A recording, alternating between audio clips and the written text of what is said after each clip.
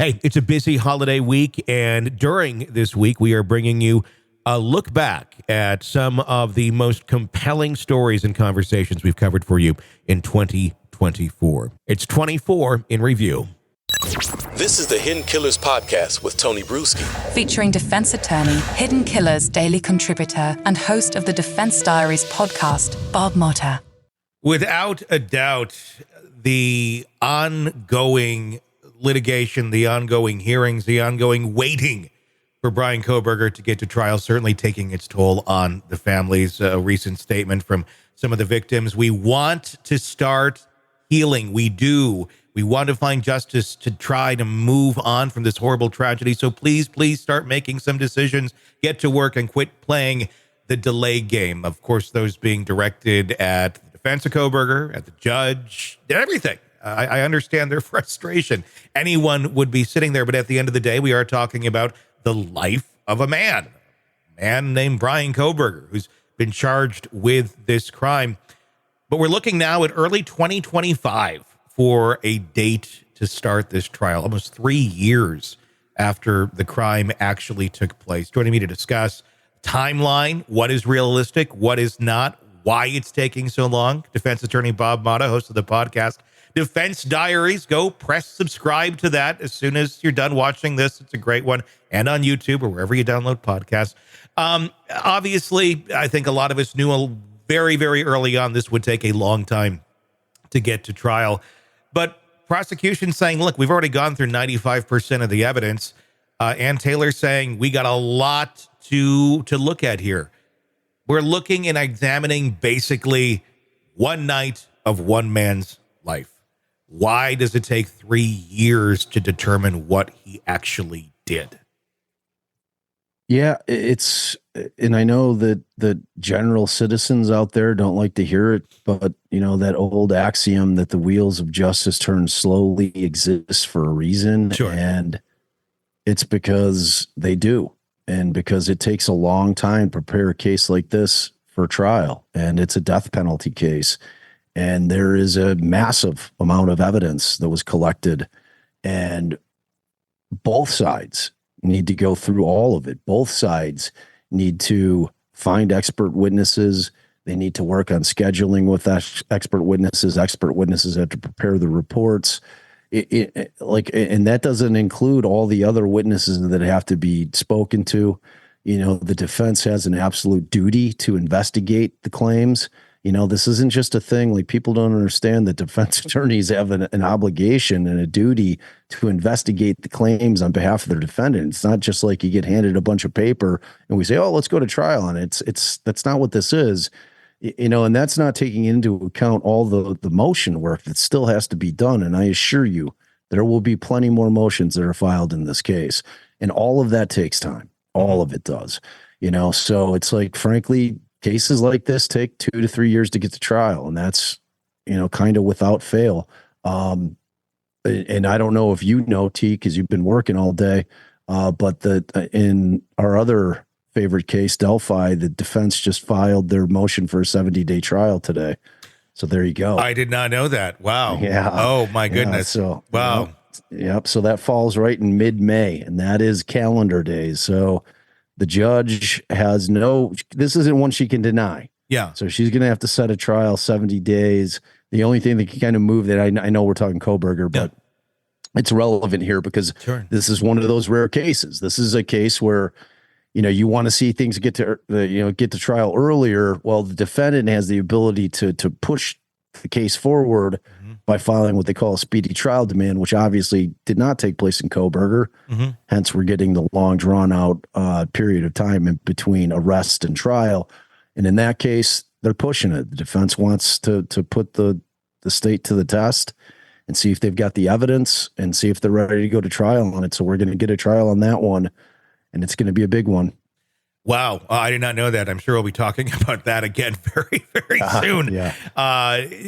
Going back to the Kohberger case, if Kohberger has an alibi witness, which has been claimed before, where is he or she? Or is he or she really not that strong of an alibi witness? If you have something really strong, if they are sitting on something that could exonerate him, would they not be kind of coming out with it by now? Or is it just a lot of, well, we're going to have to see how the jury thinks of this, what the judge thinks of that, and we have to get to trial to get there. If you had something super solid, wouldn't you bring it forward by now to exonerate him?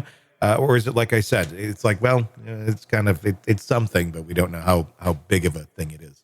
Yeah, it's the latter. Yeah. Yes. Yeah, the answer is if he had some kind of stone cold, ironclad alibi, they sure the hell would have brought it forward at the time of arrest. Mm-hmm. You know, he said, well, this is where I was. Yeah. You know, here's my witness. This is my proof. I was in Mexico. Here's my plane ticket. Here's a video of me at the resort. You know, I mean, if you have an ironclad alibi, you know, we're not even to the point where we're at now, meaning arrest has taken place. You've gone through, you know, at this point over a year of litigation.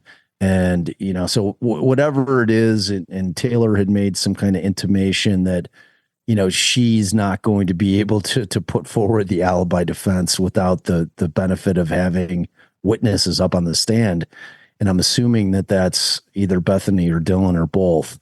You know, the two surviving witnesses, it made it sound like that they had something to do with his alibi defense. So what it is, I have no idea. But what I do know is that it's not some kind of ironclad alibi like that. I know.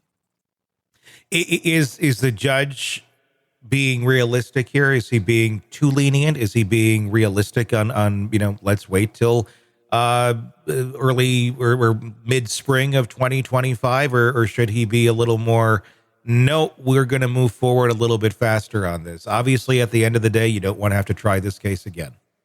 No, I think he's being reasonable, and frankly, it's not just the defense; the state's agreeable to it. You know? I mean, it's a lot to prepare. You know, it's like people just don't, unless you've practiced law and tried cases, you just don't understand how much goes into prepping that. This isn't people going in and winging it. Yeah, you know, it's like everything has to be litigated prior to. All the evidence has to be vetted, and you know, when you start talking to the witnesses, and it's difficult for the defense to be able to speak with witnesses that are state witnesses. Many times they don't want to talk to the defense investigator and or defense counsel. And, you know, I mean, it's just one of those types of cases where even though it appears pursuant to the state's timeline that all of this took place in 15 minutes time on one night, there's a lot that led into it. There's a lot that they're looking at prior to. There's a lot that took place afterwards. You know, this isn't just a 15-minute time frame. There's a lot of things that went on beforehand, like, you know, him creeping around the property and pinging 12 different, you know, on 12 different occasions around the house, you know, and then everything that took place afterwards. We don't know where lab results are at with DNA and anything like that they found post arrest. You know, it's like there's just a lot going on. And frankly, you know, the judge doesn't know. Like the judge just has to take the word of the attorneys in terms of where they're at, in terms of prepping the case. That's why they have these status hearings every 30, 40 days. That's the entire purpose of it, you know. And if people don't know, like judges don't know what the evidence is prior to trial. Now, obviously, they're made privy to certain pieces of evidence when motions are litigated, you know, but like as a general proposition, the state is not giving the judge a copy of all the discovery and the judge isn't pouring through it. That's not what the role of a judge is if they're not the trier of fact, meaning if it's going to be a jury trial, which this is. So, you know, judges don't know. So they have to go by what the attorneys are telling them in terms of preparation. And there's just a lot to prepare for in a case like this. It's like any major case like this, it's 2 to 3 years, always. Want to listen ad-free? Want advanced access to all of our interviews before anyone else? Become a True Crime Today Premium Plus subscriber on Apple Podcasts. You get every episode commercial-free, so you can binge on true crime until you can binge no more. Search True Crime Today Premium Plus on Apple Podcasts now, or go to our podcast page and sign up now. More of the Hidden Killers podcast next.